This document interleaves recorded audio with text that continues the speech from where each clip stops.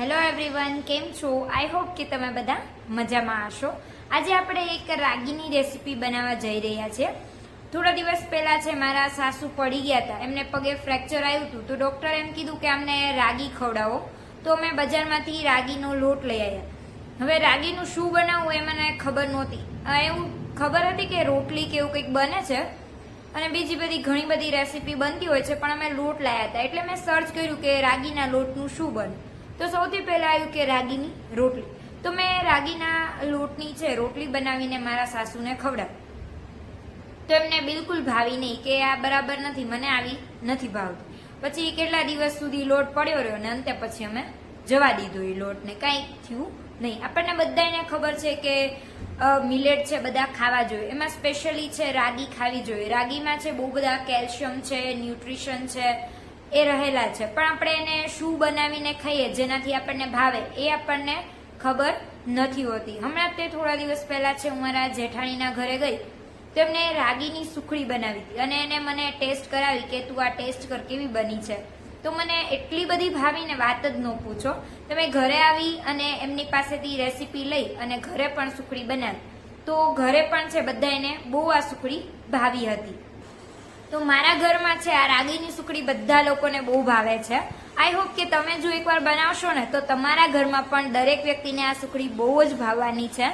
અને તમે જો રોજનું સુખડીનું એક બટકું ખાશો તો તમને છે ઘણું બધું કેલ્શિયમ છે એમાંથી મળશે અને તમારી જે હેલ્થ છે એમાં પણ થોડું બેનિફિટ રહેશે.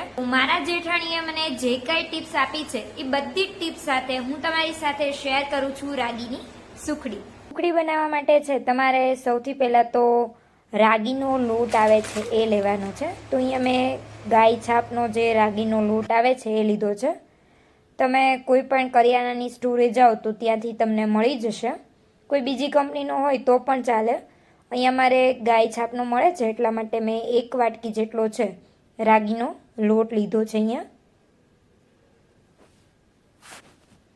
ત્યાર પછી આપણે છે 1 વાટકી જો લોટ હોય તો તેની સામે છે 3/4 ભાગનું છે ઘી જોશે, 3/4 ભાગનો છે ગોળ જોશે અને ગાર્નિશિંગ માટે થોડા છે અહીંયા મેં બદામ છે એને ખમણી લીધી છે, એટલે બદામના થોડા પીસ છે ટુકડા કરી લીધા છે. અહીંયા સૌથી પહેલાં તો આપણે એક તવલામાં છે ઘી લેવાનું છે અને ઘી લઈ અને ઘીને થોડી વાર ગરમ થવા દેવાનું. ઘી ગરમ થઈ જાય એટલે આપણે એની અંદર છે રાગીનો લોટ છે એ એડ કરી દેવાનો છે.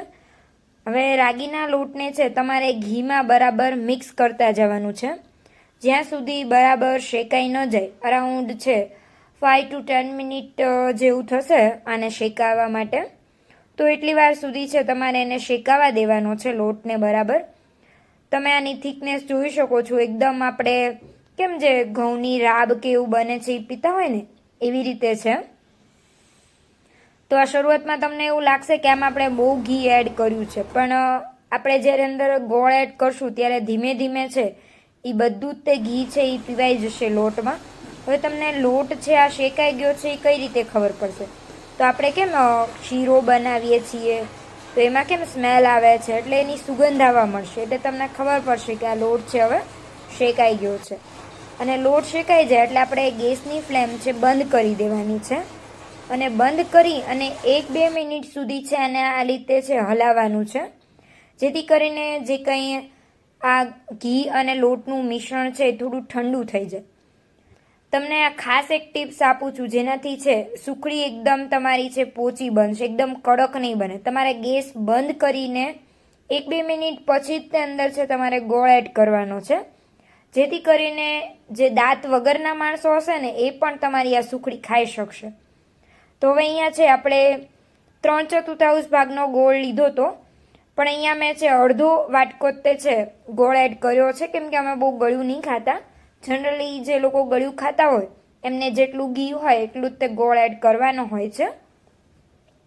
તો અહીંયા બધું જ તે માપ મેં તમને કહી દીધું છે કે 1 વાટકી લોટ, 3/4 ભાગનું ઘી, 3/4 ભાગનો ગોળ અને થોડા ગાર્નિશિંગ માટે આપણે બદામને યુઝ કરી છે. તો તમે જોઈ શકો છો આ રીતે મેં અંદર ગોળ મિક્સ કર્યો તો એકદમ થીક છે બેટર તૈયાર થઈ જાય છે. બેટર તો ન કહેવાય પણ સુખડી બનાવવા માટે આપણે જે કંઈ લોટ મિક્સ કર્યો છે એકદમ આમ થીક થઈ જાય છે. પછી આપણે એક પ્લેટ છે એને ઘીથી ગ્રીસ કરી લેવાની છે અને વાટકાને પણ છે તળિયેથી થોડું ઘીથી ગ્રીસ કરી અને આ રીતે છે પ્લેટની અંદર થોડું પ્રેસ કરી અને આપણે સુખડીને છે થોડી વાર માટે આ લોટને છે ઠરવા દેવાનો છે. પછી આપણે એના પીસીસ પાડવાના છે. તો અહીંયા તમે જોઈ શકો છો આ રીતે વાટકાની મદદથી પ્રેસ કરતા જઈ અને આપણે છે લોટને બરાબર આ રીતે દબાવી દેવાનો છે.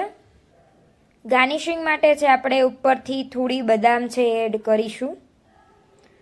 તો બદામ છે એ ટોટલ ઓપ્શનલ છે. જો તમારે નાખવી હોય તો તમે નાખી શકો છો અથવા તો સ્કીપ પણ કરી શકો છો. એમનામ પણ સુખડી બહુ સરસ લાગે છે.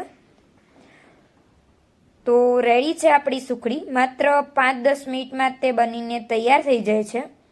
સુખડી થોડી ઠંડી થાય આપણે એના છે આ રીતે પીસ પાડી લેવાના છે.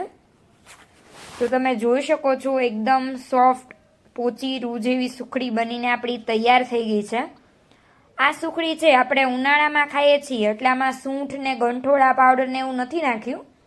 જો તમારે શિયાળામાં ખાવા બનાવી હોય તો આની અંદર છે તમે સૂંઠ છે ગંઠોડા પાવડર છે એ પણ ઉમેરી શકો છો.